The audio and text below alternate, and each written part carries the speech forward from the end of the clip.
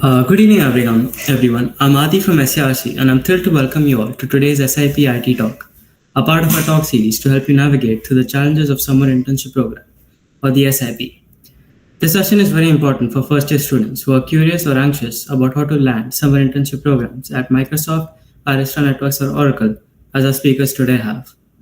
We're joined by Yash Chapekar, Sarthak Jain, and Ridhana Senapati, all of whom are third-year CS students and active members of Algomaniacs. To kick things off, I'd like to invite Sarthak Jain and Yash Chapekar to take over the stage and share their insights with us.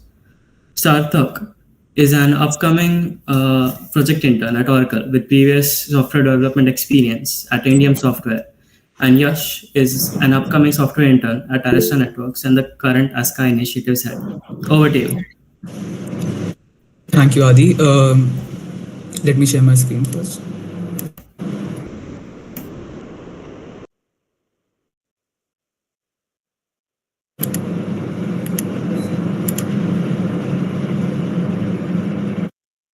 Is the screen visible?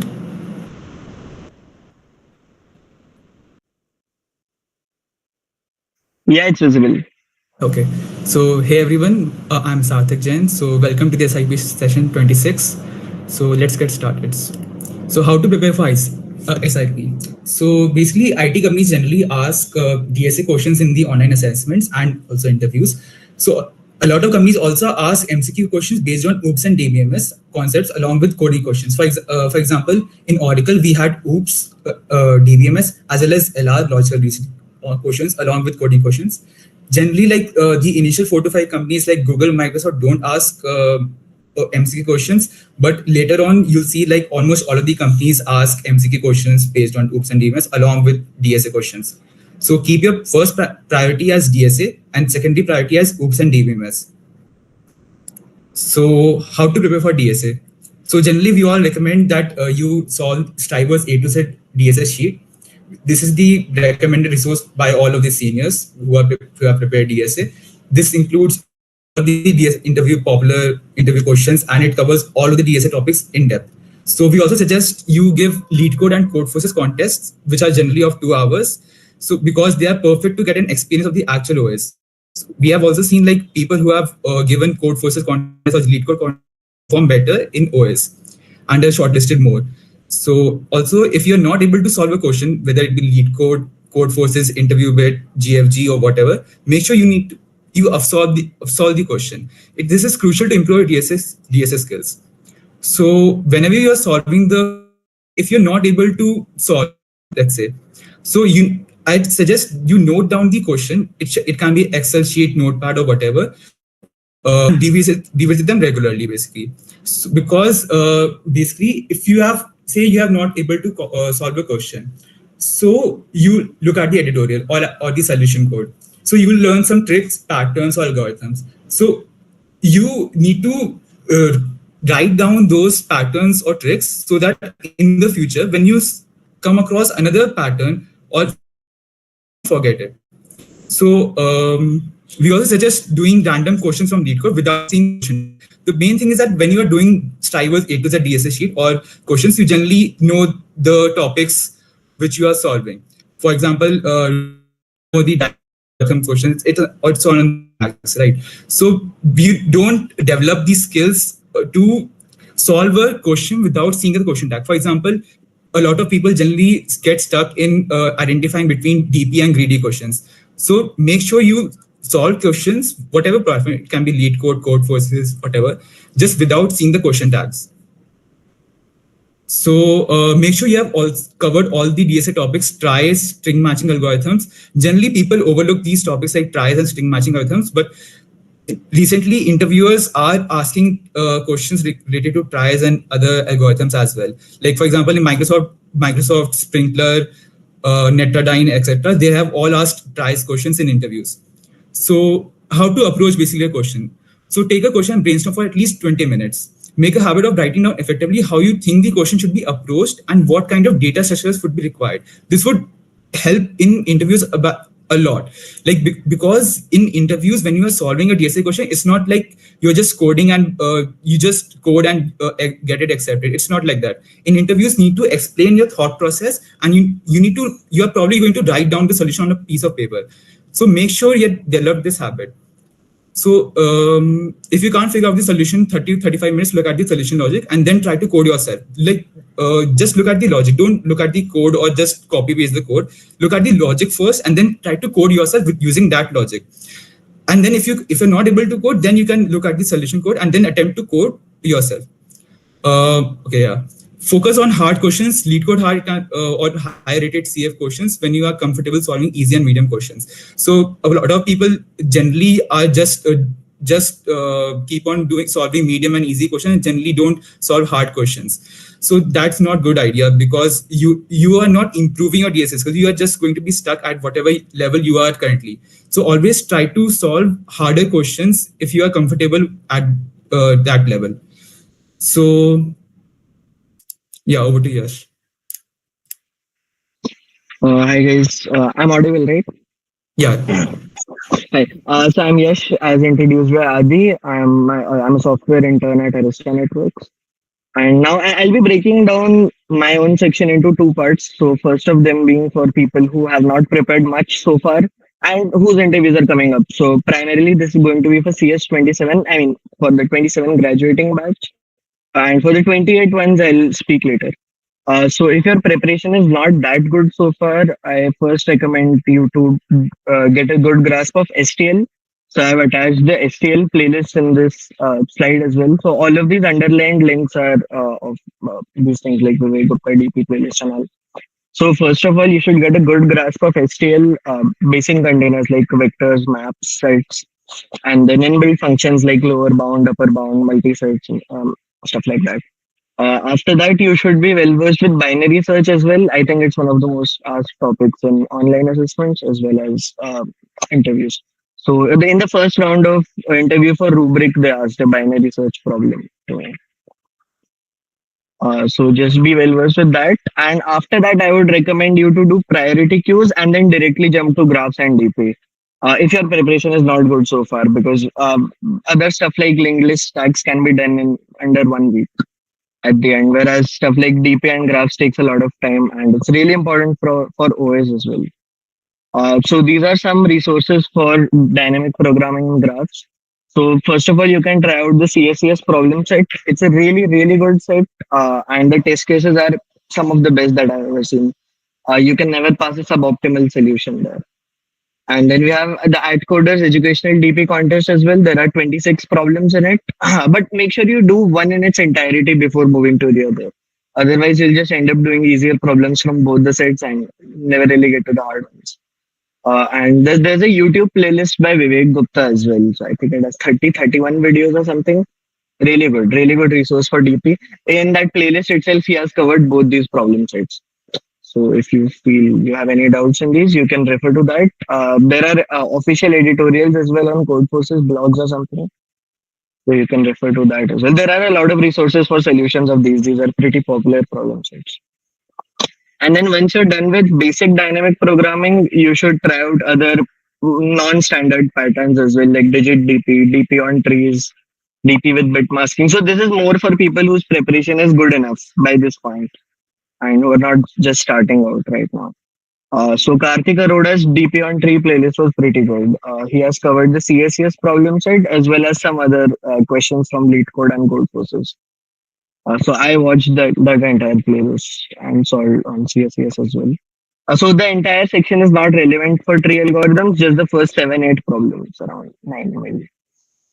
And then, so if you have done graphs so far, if you're in CS, you must have. So there are some additional algorithms as well, which were not covered in the course. So strongly connected components, bridges, articulation points. So these can be covered from Striver's playlist. It's pretty exhaustive, I would say. Flows and all is not asked. So there's no need to do the Ford algorithm, Ford Fulkerson, I think. There's no need to do stuff like that. And then if you're done with this much part, so this itself will take a lot of time, by the way. And if you're done with this, you can move on to other more advanced topics like range query data structures. So there is segment tree, sparse table. Again, not very relevant, But if you have a lot of free time on your hand, then sure you can go ahead. I have attached both the resources to it. So in the CP algorithms blog, so there are a lot of things under the CP algorithms blog. By the way, you all should check it out. And the Code Forces blog is there for solutions. It's by Karthik Arora only, the one whose DP playlist I suggested, DP on release. And then there's another link to DP, more DP problems to practice for those who want to, because it's really, really important from OS point of view. So yeah, you all should do this. And a lot of times questions in these topics are asked in combination with each other. So, I mean, again, the CS27 people would know. I did one question in Tute on binary search plus BFS. So the binary search and DP is of course asked in combination a lot. So just make sure you're comfortable with these three things really well. Other things are mostly doable in less than 1 or 2 weeks. So just focus on these things for now. Even those who have not started, please get going with this. Yeah, do you have anything to add, Sarthak? No, I think you covered all.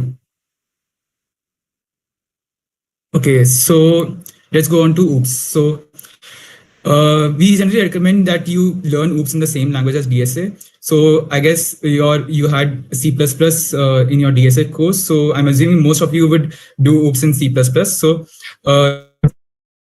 there are very good channels for learning OOPS in C++. You can also go through GFG articles to make sure you cover all of the topics. So we have a list of important topics of OOPS in C++. This is just a rough list basically. So 4 pillars of OOPS: abstraction, encapsulation, polymorphism, inheritance. Diamond problem, this is specific to C++, so you need to make sure that you know this. And it's very popular. So it's very high chance that you would be asked a question on this. V pointer and V table, they're also very important. Very high chance. Dynamic binding, friend functions, friend classes, virtual base class, virtual functions, pure virtual functions, virtual constructors and destructors. These may seem like very new to you, but they have direct link to OOPS in Java. Right?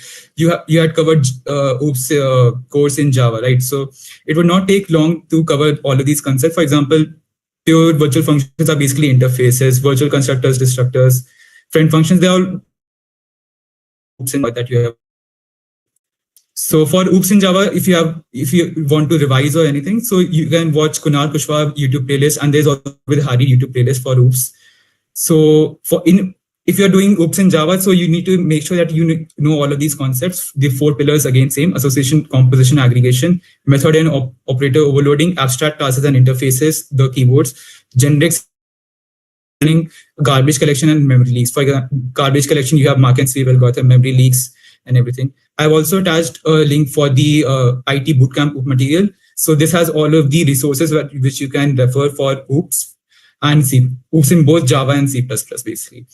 So yeah, this is important. So make sure you're comfortable with making UML diagrams. These are very important for interviews. For example, say if you have a project in OOPS, so it's a very high chance that the interviewer would ask you to make a UML diagram on that. And you need to know how to make a UML diagram. It's not really difficult. It would take hardly 1 or 2 hours to learn this. Yeah, so try to cover solid principles also and a few design problems. These are generally not asked in interviews, but a few companies do focus on these. For example, Arista and other companies, Bshaw, they focus on design problems as well. All right, Yash. By the way, during DSA, I forgot to cover for 28 and 29 graduating people. So if you're just starting out, I wouldn't recommend doing these things. Just go on Code Forces, get the rating filter as 800 to 1000 and solve those puzzles. There's no more coding knowledge required than if else, while loops and stuff. Just do that, get your hand set on it. They're really fun by the way to solve. They're not boring problems at all. And once you're done with that, you can move up in the rating ladder. You can try 1100, 1200, 1300 and so on. Don't do Striver sheet if you're 28 or 29 graduating. It's better to do some brainstorming problems on Code Forces. And they're more mathematical in nature too. So if you enjoy maths, I think you'll really enjoy doing Code Forces problems.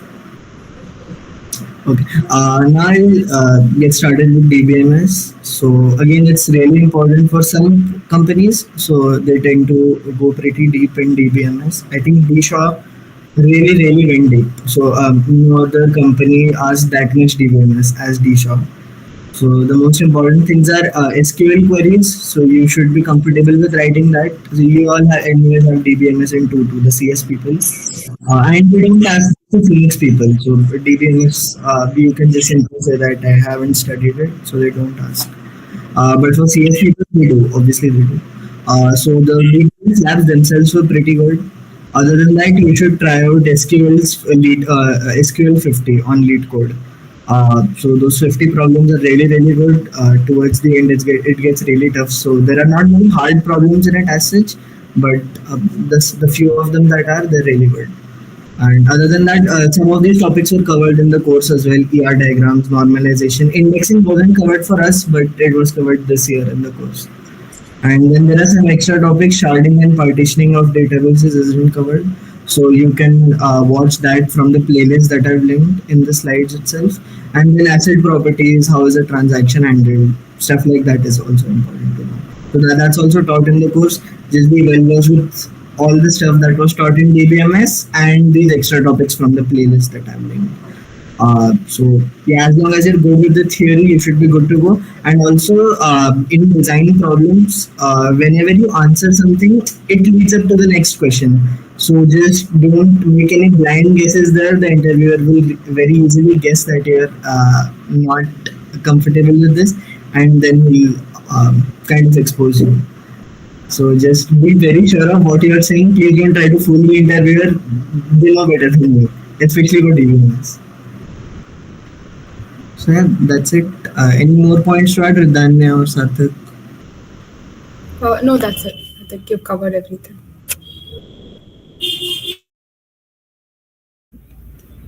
Okay. Thank you, Yash and Sarthak. Finally, I'd like to call upon Ridhanya Senapati, who's secured an upcoming software engineering internship at Microsoft, to take the stage. I just wanted to make one correction. I'm a dualite from Bio plus ENI. Okay, so I'll get started with the interview prep and how the interview process is generally conducted.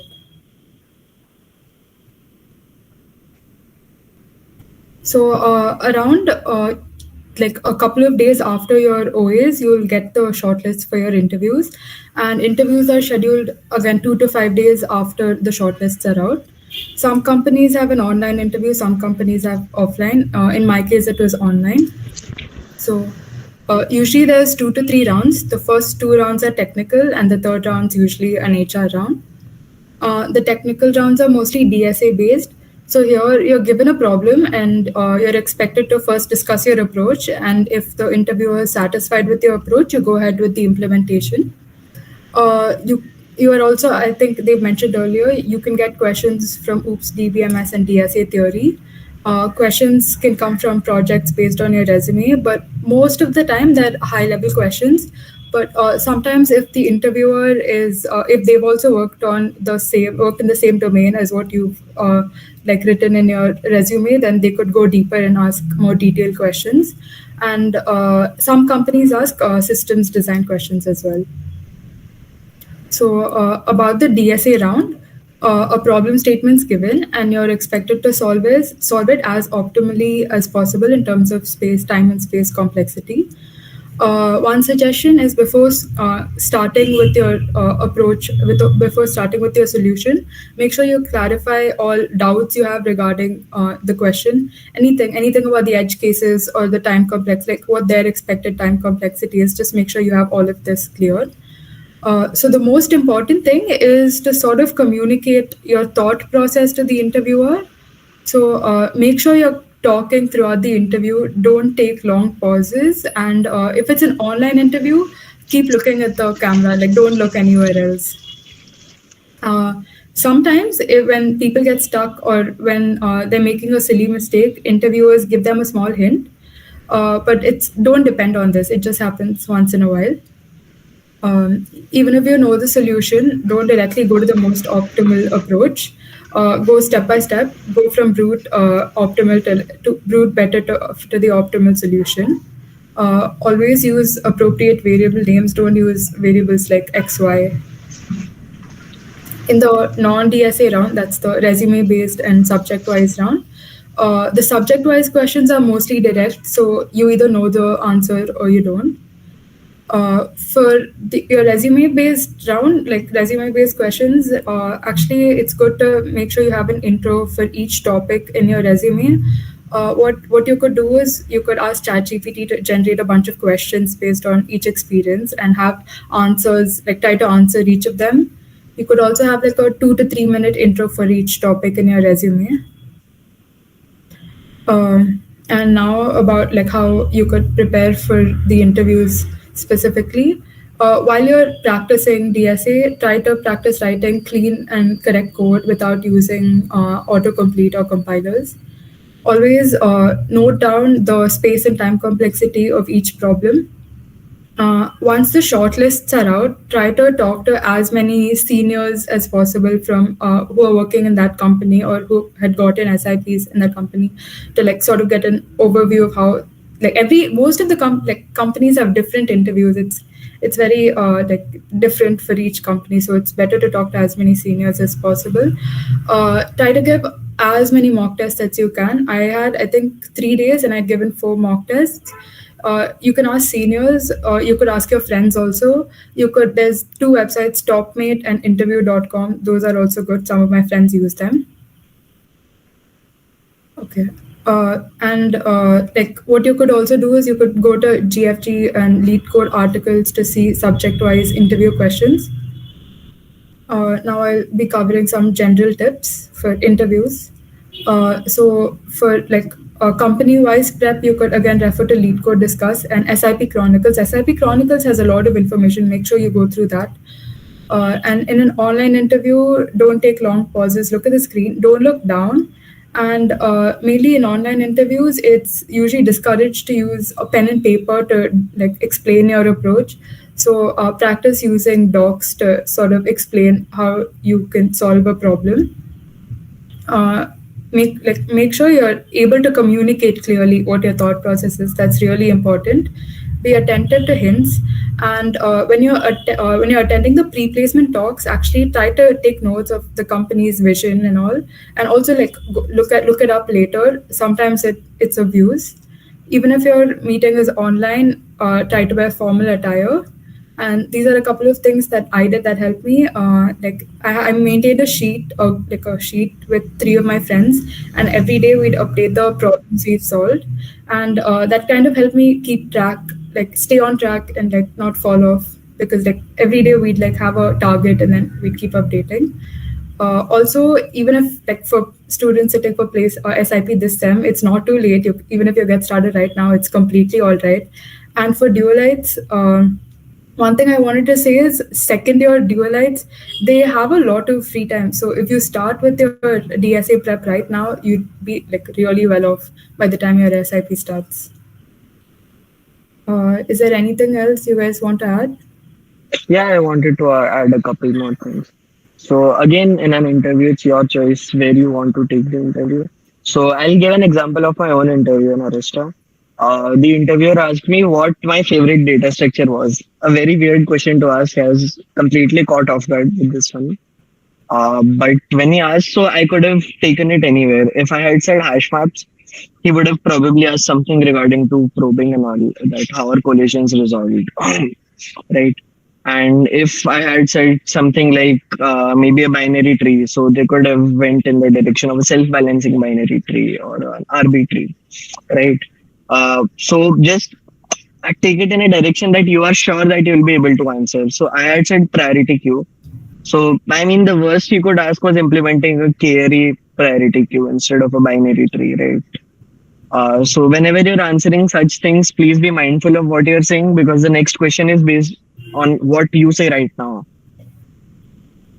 Okay, case Sujit is saying I didn't get your point on don't go for the optimal solution first. So I mean, if you don't even pretend to think and you directly spill out the optimal solution in a relatively tougher problem, the interviewer is going to know that you have already solved it. So he'll not give you any points for it. He'll probably scrap it off and ask What? something else.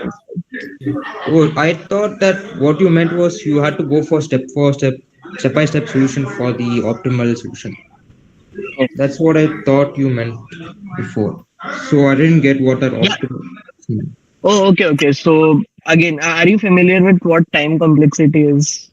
Somewhat. I don't know if you're first. Are you a first? Secondly, dualite. Oh, okay, okay. Secondary dualite, yeah, that's it. If it's not in the optimal time complexity range, then you can obviously optimize it further, right? So the interviewer has some time complexity in his mind that you have to reach there somehow. So, I mean, it might happen that you directly say that solution and it's fine. But just don't say it immediately after the question is done, right? The interviewer will know you didn't even think about it. So if you have solved it, just pretend to think, just tell them where you're going and then say the solution, even if you directly say the optimal one. So Like in both my interviews, I actually, directly told the optimal solution. I didn't go for the brute force thing because I wanted to be done with the problems very quickly. As Aishwarya is asking, how long should you spend on a DSA question? I did not want to spend that long. I mean, it gives the interviewer chance to ask you more things, judge you on more things, right? If you waste too much time on one DSA problem, it's going to be negative for you only. Yeah. So maximum 15, 20 minutes, maybe 25 if it's a difficult one. In rubric, I had to spend almost an hour because that's literally the interview. There's just one DSA question in one round. So if that's the pattern, then obviously you can take 50, 55 minutes as well. But in Arista, the questions were mostly medium. So it didn't need more than 15, 20 minutes for those. And also, again, as Ridhanya said, please make your friends take your mock interview. You take this. And do it at the end of the summer break, by the way. Don't do it right now. So we did it after coming back to campus in the first week of August. So I bought a 2 week. I didn't buy. I got it for free. So a 2 week trial for coderpad.io. So a lot of interviews take place on that. It's a shared code editor. So we used to take mock interviews using that. But that's very helpful.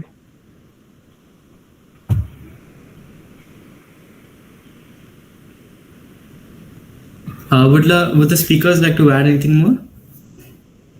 If there are any questions, we're glad to answer. Yeah. Yeah, When will the roughly OA 20 start? July.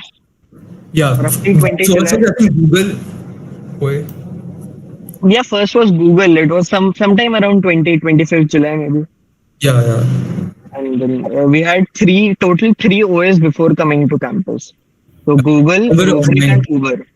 Yeah, Yeah. all three were online. We had to give them from our home. And even after coming back to campus, some of them turn out to be online. So DShaw was from our room only, Microsoft, That's what and also was. few more.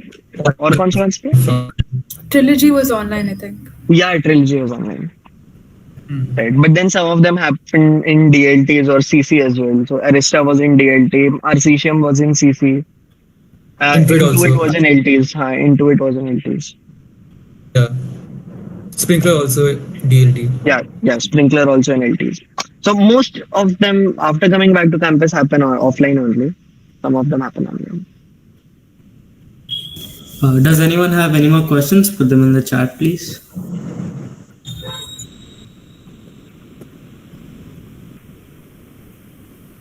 Um, well, if no one has any questions, then I'll ask some from our side as well. So, Will always be kept. So Aditya Namdev was asking, will always be kept in mind with respect to our companies. I think the PO would like coordinate with the companies mostly. They won't. They I'm shouldn't. not sure. I can't guarantee that. Yeah, yeah, So sometimes they clash with PS as well. yeah. That's Again, true. nothing that we can do.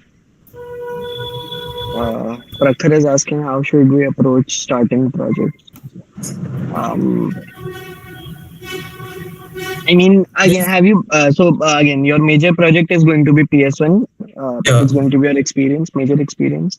One thing to add. And other than that, so I luckily didn't have this problem because I went to JPMC's Code for Good. So I had one project from there, one as my PS1, and the third one was in CDC Disco. We had a project. So Yeah. luckily I Also, your didn't have that placement problem. project would like all of the interviews that you will be selected for. Yeah, almost all of the companies would ask you about the PS1 experience or the project. So like you won't be able to escape any questions related to your PS1 internship experience. So for example, if you have AI ML domain, so make sure your basics of at least basics of AI ML are clear and you know the project in depth. Like for example, if you have DBMS project, so I was asked to make a ER diagram on the spot in the interview. So and SQL queries and everything. So you need to be well versed in your project, whatever you are putting in your resume. Yeah, and again, please don't try to fool anyone. Yeah. They can very easily catch if you're not good at telling lies. One thing I wanted to add was my second round was taken by a senior manager at Microsoft, and it wasn't really an HR round. He mostly just asked me questions based on the projects that were there in my Yeah. resume.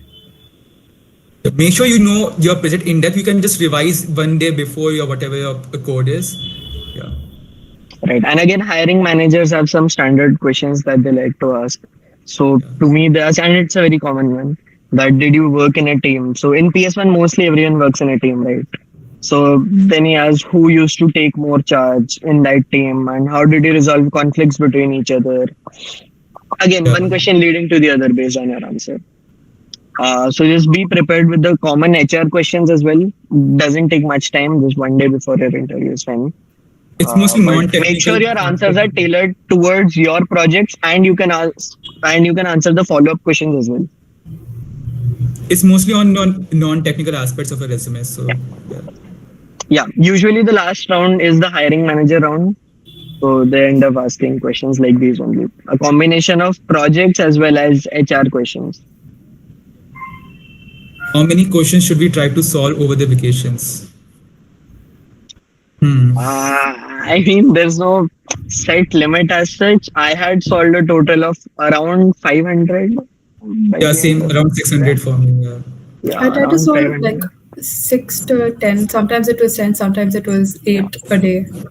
Yeah, yeah, same as Yeah. So again, I won't give any number, but at least try to do 2 or 3 difficult problems every day. Something that that's you the main learn. important part. Yeah. Yeah. Yeah. You I can mean, solve doing 10 10 easy easy problems won't do you any good. Yeah, Do 2 or 3 exactly. difficult ones. Make sure you learn something out of every problem.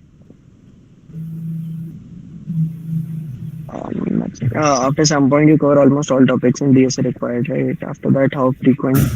Um, it takes time to reach that point. Yeah.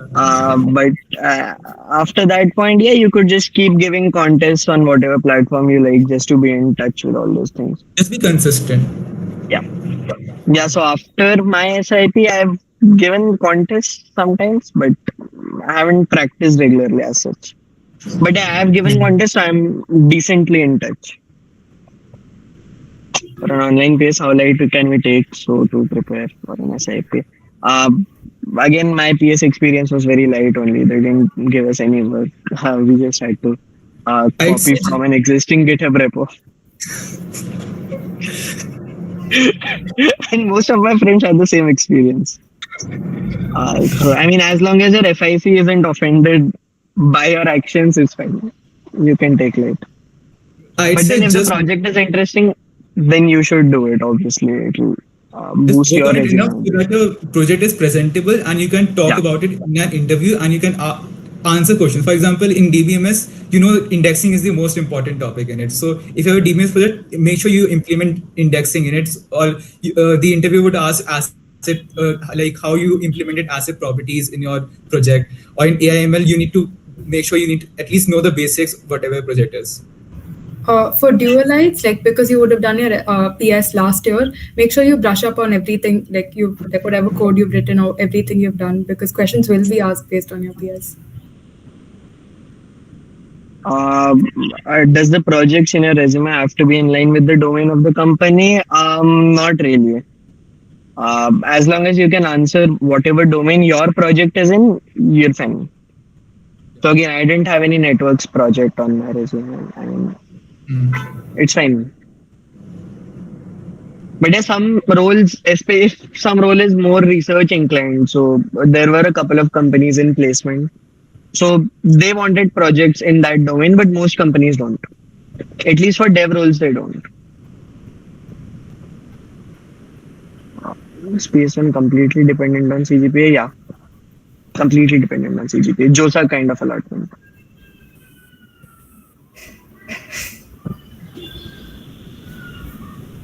Are there any more questions?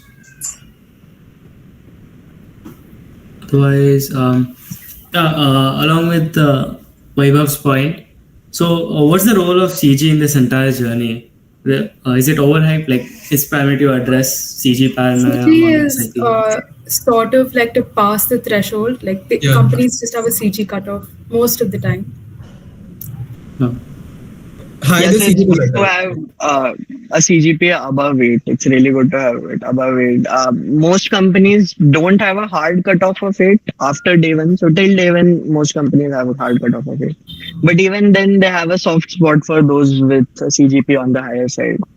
What the official cutoff is usually not more than 8. Rubric was the highest; it was 8.5. The paper also But the 8.5. hard cutoff itself was 8.5, and then the soft cutoff was around 9. So they didn't shortlist anyone under 9, I think. Even if they did, they were writing very close, 8.8, 8.9 stuff. I think 1 or 2 people were shortlisted in 8.7. Yeah. By 8.7, 8.8, roughly like that. So yeah, around 9 only for rubric, but otherwise the cutoff is usually 8. So in my So what? company, the lowest CGPA at which a guy got arrested was 8.1. Even though their hard cutoff was 7.5. So how did you keep Yeah, the balance between maintaining CADs and extracurriculars?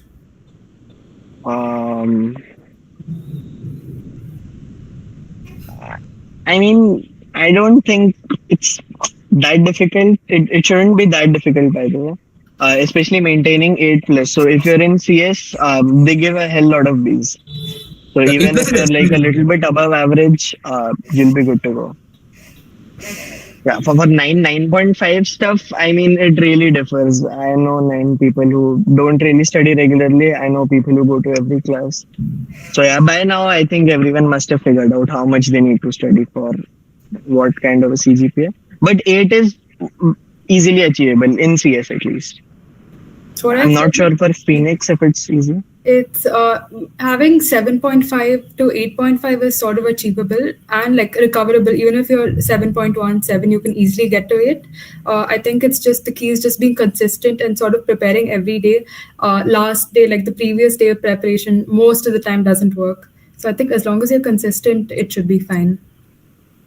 Yeah. Yeah, so again, if there are any CS 28 people, so in 2 they have DSA, right? CS people. So for labs, whoever solves problems regularly, so just don't try to sit there and do all the questions in one day. The people who solve regularly are mostly, they mostly do well in SIP season. Yeah, speaking of But yeah, CS28, the key is consistency, in my opinion. one question I have. Yeah, sure. Speaking of CS28 people, how many questions should you do during like a normal day at BITS class day? I mean, again, no such hard cutoff. Especially you have 1 year for your SIP season, right? So you can solve as many as you like. Especially on code forces, I think people end up spending like doing 3-4 problems a day. Especially if it's a contest day. So you You can can try. try, but You can it's try not for like 5 necessary to questions do per day. 3-4 problems every day. I mean, do as Yeah. many as you like right now. But yeah, as your SIP season approaches, it obviously gets the number gets higher. So 2 problems a day, 3 problems a day is recommended in 2-2. I'm saying 2-2 with respect to single degree students. For dual degree, 3-2 obviously. But yeah, in that semester, I think 2 or 3 problems a day is good enough consistency. I did around that much only. So in 4 months, I had done around 250 problems in 2-2, and then around 200 something more in the summers. So the number doubled, around 4-5 problems a day during the vacations. There's one question. CGPA cutoff is for the entire process, right? I mean, even the OA rounds. Generally, Yeah, so the CGPA cutoff is only for OA rounds. Like if you this like For example, like rubric, Arista and everything. Like if you have 8 plus 7.5 plus cutoffs, they generally declare it, and you are shortlisted, and you give the OS based on that cutoffs.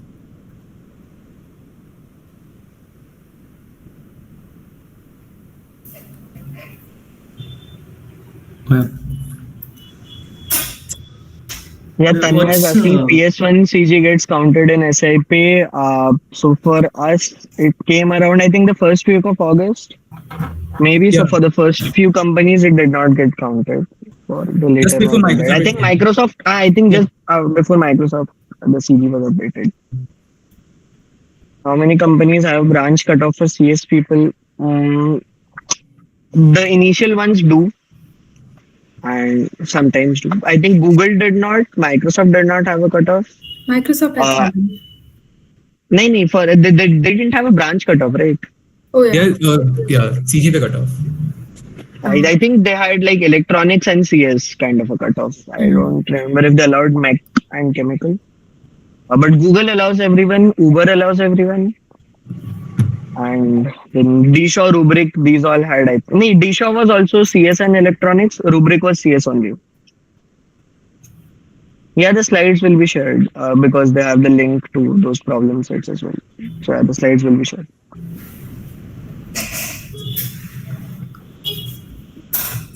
I did DSA in Python. I like a lot of people discouraged me to do it, but like I felt more comfortable in Python, so I went ahead. And I don't think I faced any negative impact because of it.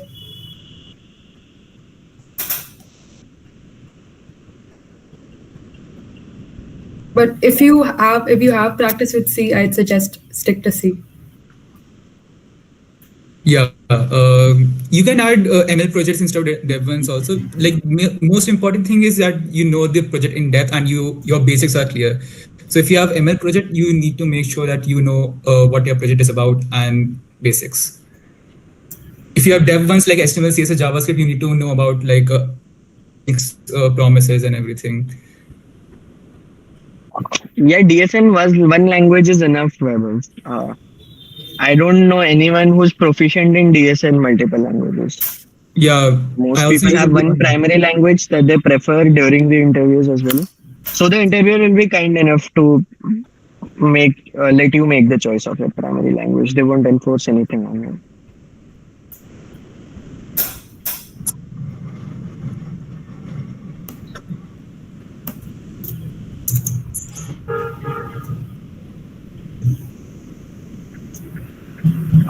Yeah, in the OA rounds, so usually they have like 1.5 hour, 2 hour round with 3, 4, 5 problem. Maximum, I don't think anyone had 5. Maximum 4 problems.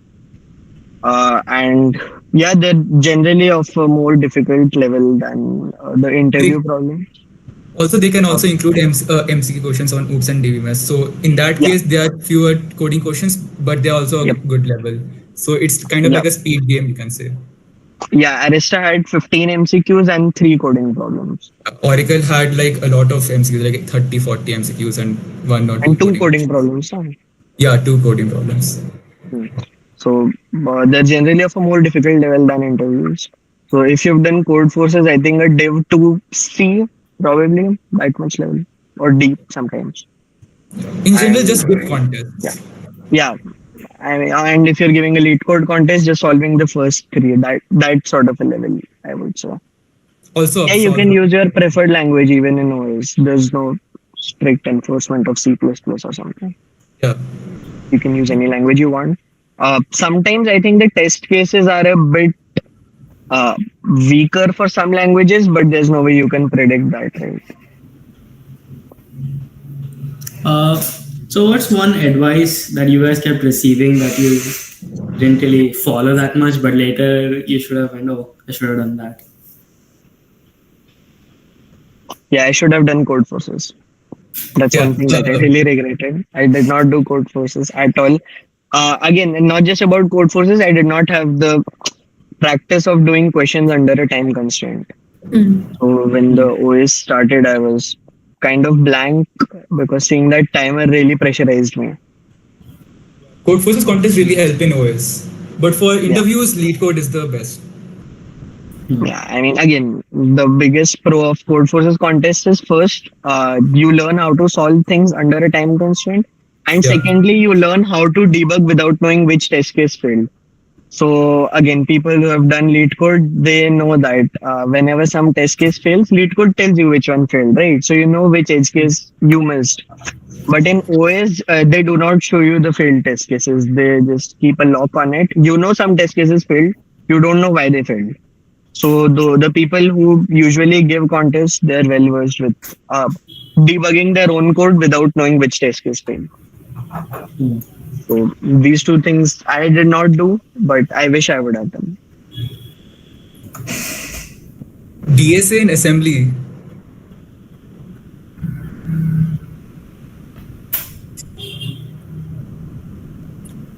Not preferred.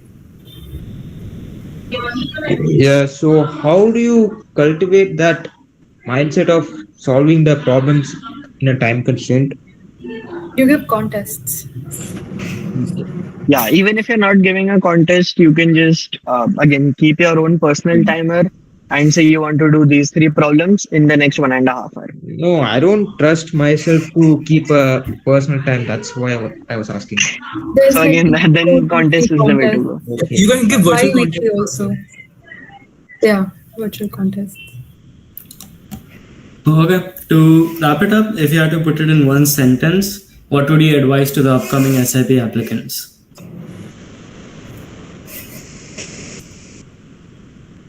Like it's not too late. Even if you get started now, you'll be fine. And give contests, give like time tests. I think that's what. Yeah, and Companies another generally. thing, please don't think that you just have 2 months to prepare. Companies come till 3-2 as well, even the end of 3-2. So Yeah. technically, you don't have just 2 months to prepare, even if you have not started yet. You have more time. Companies come till midsem also, after midsem also in 3-1, and then in 3-2, of course, they come. Companies are like still coming like 2 weeks ago. We are still getting Yeah, messages for companies. exactly. Exactly. Companies came till May as well. So May of Yeah. 2025 for our batch. Uh, So yeah, just don't because if you think that there's only 2 months, you'll unnecessarily pressurize yourself, and you probably won't be as productive as you could have been. So just think you have 3.5 months, 4 months. So in 4 months, it's very easy to do the entire preparation. uh, For companies, yeah, your CGPA till that point, whatever is recorded. Usually 3-1 CGPA comes like what in the first week of January. So yeah, including 3-1. For dual. And you don't have to make a choice between SIP and PS. Actually, Acha, like, you do, right? I do like 5-1 and so in 5-1 you have to do a thesis. so it depends Just, on your CGPA. If your CGPA is really, it's pretty high. If it's something about 7.7, 7.8, I'd say, try to sit for the first few companies. Maybe for up to like the first month you could sit, and then it depends based on your CGPA and what role you want to get into. And after that, maybe you could just opt out of the SIP cycle and focus on your increasing your CGPA.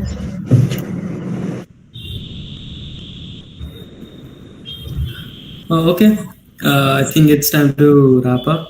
So thank you so much, yes, Sarthak and Vidhana, for thank you, sharing your everyone. valuable insights. On behalf of SARC, we're incredibly grateful for your time and the example you've set as seniors. Thank you. Thank you. Thank you guys. Thank you, everyone.